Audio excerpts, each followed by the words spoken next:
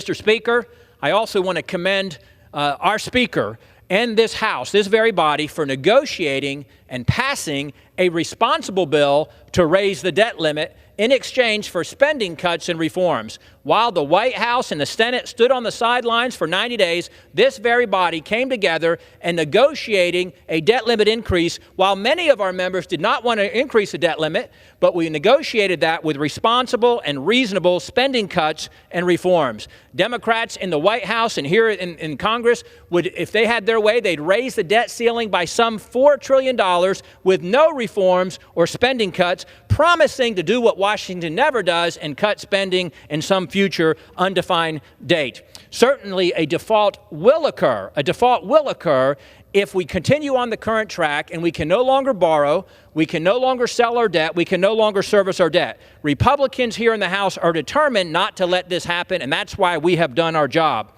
What have we passed out of this House? Returning spending to pre-COVID levels for non-defense discretionary spending. We put 1% caps on future growth in spending. We've eliminated hundreds of billions of dollars in woke climate environmental extremism that's in the phony Inflation Increase Act and the phony Inflation Reduction Act.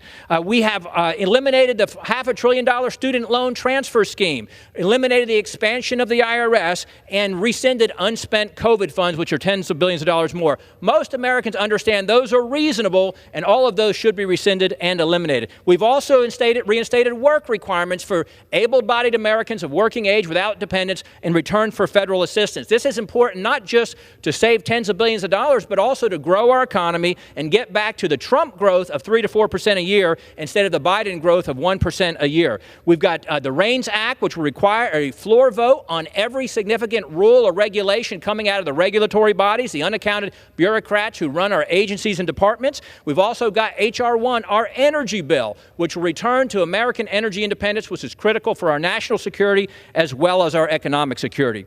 Default will not happen June 1 or any time thereafter unless it is willfully caused by the Secretary of Treasury, who chooses not to prioritize payments towards the obligations on our debt, Social Security, Medicare, our veterans, and our defense. Matter of fact, I authored a letter to Secretary Yellen, joined by many of my colleagues, asking what is her plan to ensure we don't have a default and to prioritize spending. What will happen if we don't raise the debt ceiling is you would have the forced reduction of $100 billion on a monthly basis in discretionary spending. Democrats in the House and the Senate and in the White House will not allow that to happen. We need to hold the line and have the Senate pass the Save, Limit, Grow Act, which was passed 3 weeks ago in this very body, do their job, avoid whatever consequences there might be for reaching the debt limit. And what we ought to do actually in this House body, rather than negotiate down and weaken the bill that we've passed, we ought to be adding H.R. 2, our border security bill, as we see the hundreds of thousands on a monthly basis that are invading our country as a result of this president's border policies. I applaud my House colleagues for doing our job to protect the financial integrity of the United States, which is our #1 responsibility as the House of Representatives, and passing this responsible spending bill that will avoid any consequence from not raising the debt limit and will put us on a path to future fiscal responsibility. And I yield back, Mr. Speaker.